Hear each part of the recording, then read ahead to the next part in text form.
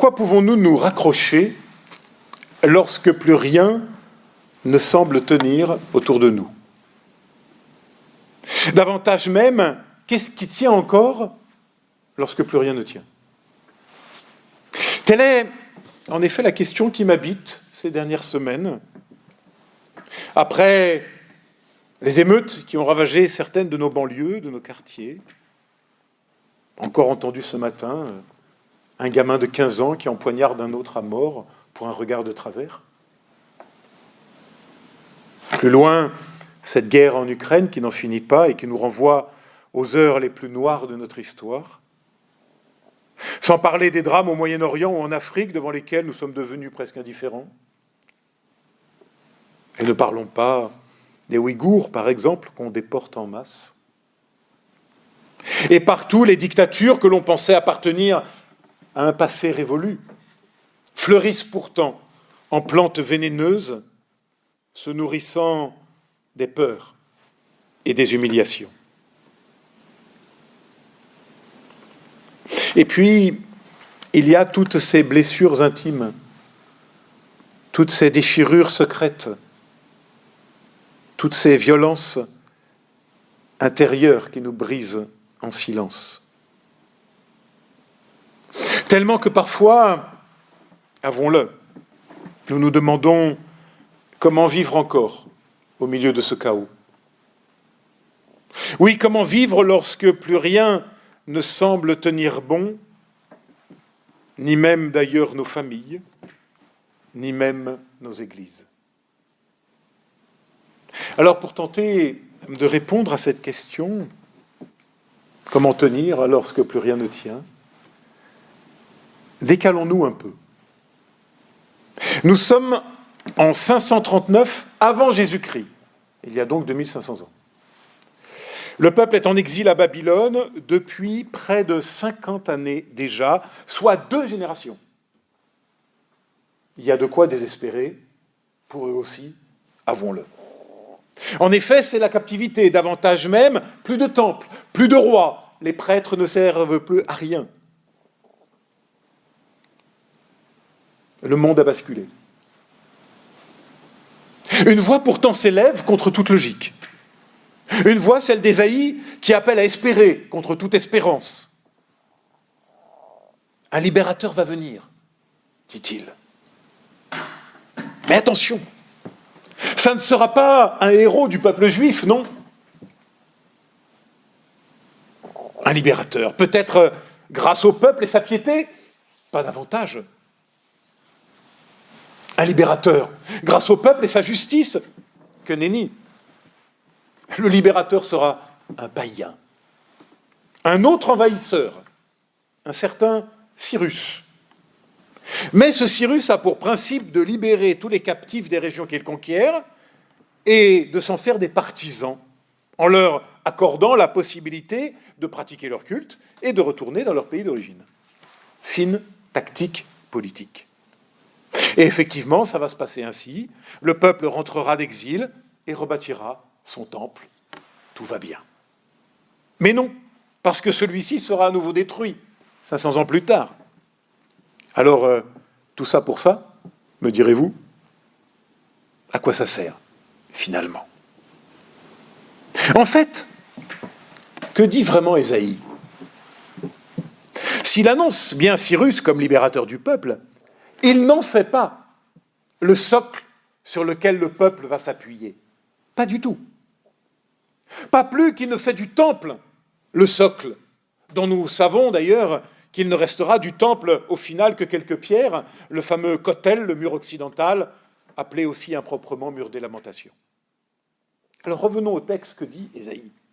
N'ayez pas peur, ne tremblez pas, ne l'ai-je pas dès longtemps annoncé et déclaré, vous êtes mes témoins, y a-t-il un autre Dieu que moi? Il n'y a pas d'autre rocher, je n'en connais point d'autre. Il n'y a pas d'autre rocher. Ésaïe ne parle pas de pierre, fût-elle celle du temple, non, il parle de rocher. Et quel est ce rocher sur lequel nous pouvons nous appuyer? Dieu lui-même. Voilà ce qui peut tenir même lorsque plus rien ne tient. Comprenons-nous bien. Ésaïe ne parle pas ici du judaïsme, mais bien de Dieu. Ou plus précisément, de sa parole. Ésaïe ne parle pas de religion, mais de ce qui fonde cette religion. N'ai-je pas dès longtemps annoncé et déclaré, fait dire Dieu à Ésaïe? Précisons. Lorsque les Juifs vont rentrer à Jérusalem après la déportation, ce qui compte, ce n'est pas tant le temple qu'ils vont reconstruire, nous l'avons dit, il sera à nouveau détruit. Ce qui compte, c'est qu'ils vont rentrer avec le rouleau de la Torah. Et cela sera désormais le rocher sur lequel s'appuyer. Ils vont rentrer avec la compilation des livres bibliques que nous connaissons aujourd'hui comme notre Ancien Testament. Et c'est ça le rocher. De simples mots pour réparer désormais tous nos maux. De simples mots MOTS pour réparer désormais tous nos mots MAUX. Oui, une parole venue d'ailleurs qui nous donne désormais de tenir lorsque plus rien ne tient. Comprenons-nous bien. Il ne s'agit pas de l'Église, non. Celle-ci aussi semble ne plus tenir à grand-chose. Mais ce n'est pas ça qui compte. Ce n'est pas sur elle que nous devons nous appuyer, mais sur ce qui est la source de l'Église, son rocher, c'est-à-dire Dieu lui-même dans sa parole. Et ça tient. Lui seul, Dieu, c'est-à-dire pour nous, dans sa parole, puisque seul là nous pouvons y accéder. Seule sa parole est notre rocher. Et c'est sur cela seulement que nous pouvons et devons nous appuyer contre vents et marées. Décalons-nous encore un peu plus près de nous dans le temps. Nous sommes en 1942, autour de Noël. Le pasteur allemand Dietrich Bonhoeffer écrit, quelques mois avant son arrestation, faisant le bilan de cette année 42. Alors l'année 42, pas terrible, là aussi, un monde bascule, et encore moins terrible pour un chrétien allemand, qui a résisté au Reich. C'est pour ça qu'il va être enfermé, déporté et assassiné. En 42, il écrit « Qui tient bon ?» Ma question de ce matin. Seul celui dont le dernier critère n'est ni sa raison, ni son principe, ni sa conscience, ni sa liberté ou sa vertu, mais celui qui est prêt à sacrifier tout cela, lorsque, attaché à Dieu seul, il est appelé par la foi à une action obéissante et responsable. Qui tient bon ? Celui dont la vie ne veut être autre chose qu'une réponse à la question de l'appel de Dieu. Qui tient bon ? Celui dont la vie ne veut être autre chose qu'une réponse à la question de l'appel de Dieu. L'appel de Dieu sur nos vies, voilà le rocher, nous dit Bonhoeffer. L'appel de Dieu pour toi, pour moi, pour nous. Et puis, ma réponse balbutiante à cet appel. Éventuellement, notre réponse ensemble en Église à cet appel. Voilà la seule chose qui tient lorsque plus rien ne tient. Et voilà la seule chose qui peut nous faire tenir. Tout le reste, j'en ai bien peur, n'est que littérature. Mais, me direz-vous, comment vivre de cela ? C'est bien beau. Mais on fait comment ? Alors écoutons encore Bonhoeffer, qui écrit cette fois depuis sa prison. Nous sommes le 10 août 1944. C'est précisément à une époque comme la nôtre, 10 août 1944, c'est précisément à une époque comme la nôtre qu'il faut s'efforcer par la prière de se recueillir dans la reconnaissance. Surtout, ne nous laissons pas dévorer par l'instantané, mais gardons en nous le calme des grandes pensées et considérons tout ce qui nous arrive à leur lumière. Fin de citation. s'efforcer par la prière de se recueillir dans la reconnaissance. Dans les lettres qui précèdent, Bonhoeffer aura parlé de l'importance pour lui de la lecture de la Bible quotidienne, et plus particulièrement, il le confie, de la lecture des psaumes. Ainsi, ce qui tient, ou plutôt ce qui peut nous permettre de tenir lorsque plus rien ne tient, c'est bien de nous enraciner toujours à nouveau dans la prière, dans la lecture de la Bible, qui est bien notre rocher. Dans la prière, car c'est peut-être notre manière spécifique à nous, chrétiens, de nous appuyer et de nous enraciner sur ce rocher. Rocher, dit Ésaïe. Arrêtons-nous un instant sur le mot rocher, en hébreu tsur. Nous retrouvons ce mot 78 fois dans le texte biblique, et pas moins de 26 fois d'ailleurs dans le livre des psaumes, qu'il aime beaucoup. Mais la première fois, et c'est ça qui m'intéresse, que le mot tsur apparaît dans le texte biblique, il s'agit de Moïse qui doit frapper le rocher afin d'en faire jaillir l'eau. Puis, lorsque Moïse va rencontrer Dieu sur l'Horeb, il doit se tenir debout sur le rocher. Et enfin, lorsque Dieu paraîtra, alors Moïse devra se cacher dans le rocher. Chaque fois, le même mot, tsur.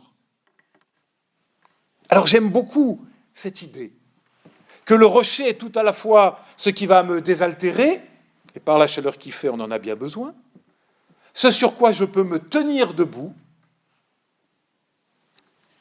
et là aussi où je peux me blottir, me cacher, lorsque la violence et la haine se déchaînent. Les psaumes le répéteront à l'envi, Dieu est le rocher, la forteresse, là où nous trouvons abri, il est le rocher qui nous sauve, il est le salut.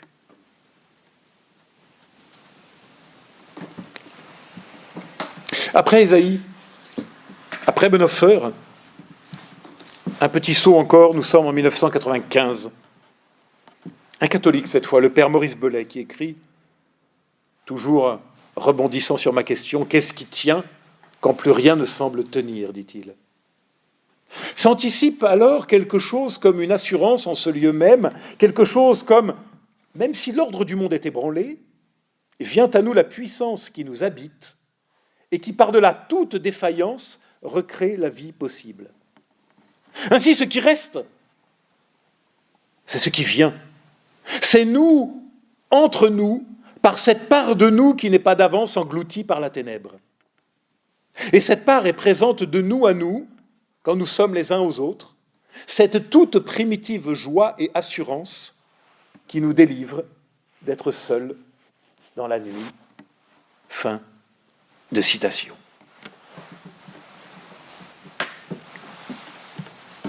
Alors on aurait pu se passer de cette citation peut-être, mais je ne crois pas. Parce que Belay nous aide à faire un pas de plus. Il nous dit que ce rocher, alors on n'emploie pas le mot rocher, mais ce qui tient quand plus rien ne tient, est aussi en nous et entre nous. Alors, je croyais que c'était Dieu et sa parole. C'est à n'y plus rien comprendre. Et pourtant, pas du tout. Rappelons-nous, Paul, dans sa célèbre épître aux Romains, nous sommes au chapitre 8. Si l'esprit de celui qui a ressuscité Jésus d'entre les morts habite en vous, celui qui a ressuscité Christ d'entre les morts rendra aussi la vie à vos corps mortels par son esprit qui habite en vous. Car tous ceux qui sont conduits par l'Esprit de Dieu sont fils de Dieu, et vous n'avez point reçu un esprit de servitude pour être encore dans la crainte, mais vous avez reçu un esprit d'adoption, lequel crie « Abba, Papa ». L'Esprit lui-même rend témoignage à notre esprit que nous sommes enfants de Dieu. De même, l'Esprit nous aide dans notre faiblesse, car nous ne savons pas ce qu'il convient de demander dans nos prières. Mais l'Esprit lui-même intercède par des soupirs inexprimables.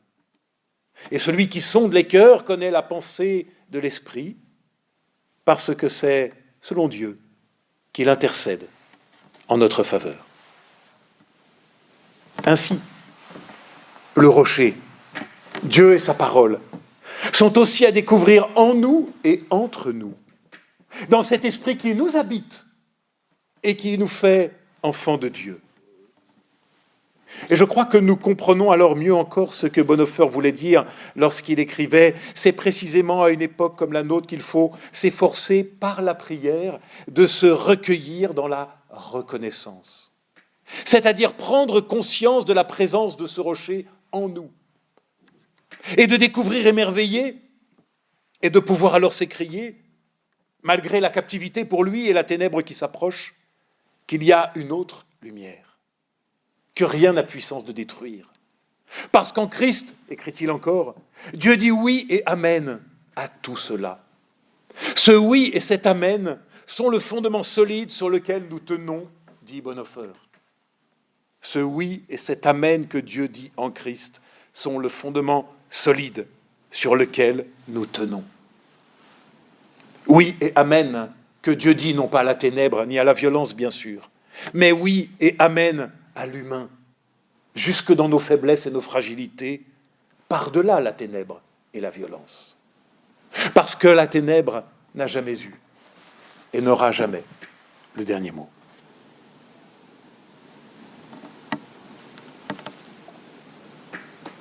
Mais comment vivre cela, nous demandions-nous? Eh bien peut-être tout simplement, chaque matin, en prenant le temps de nous tenir en la présence de Dieu. Comme nous y invite Bonhoeffer, nous recueillir, c'est-à-dire cueillir un éclat de lumière de ce oui et de cet amen que Dieu me dit et me renouvelle chaque jour, que Dieu te dit et te renouvelle chaque matin. C'est rassembler, se rassembler, se rendre présent à l'Esprit présent en toi, au Christ présent en moi. Prendre quelques minutes peut-être pour passer de la superficie, de la périphérie de notre être en son centre. Oh, pas le centre de mon petit ego autocentré, non, tout au contraire, ce centre qui est l'esprit du Christ lui-même. Oui, être fondé sur le roc de la présence de Dieu en nous, qui est la source de tout. Cette présence de Dieu en nous et entre nous. Prier tout simplement. C'est-à-dire se laisser rencontrer par cette source de la présence de Dieu en moi, en toi, en nous et entre nous. Oui, nous laisser rencontrer par la présence du Christ en nous. Et par-delà toutes nos fragilités, nos faiblesses, nos souffrances, nous laisser traverser par sa lumière. Alors nous tiendrons, oui, j'en suis sûr, nous tiendrons des paris impossibles. Amen.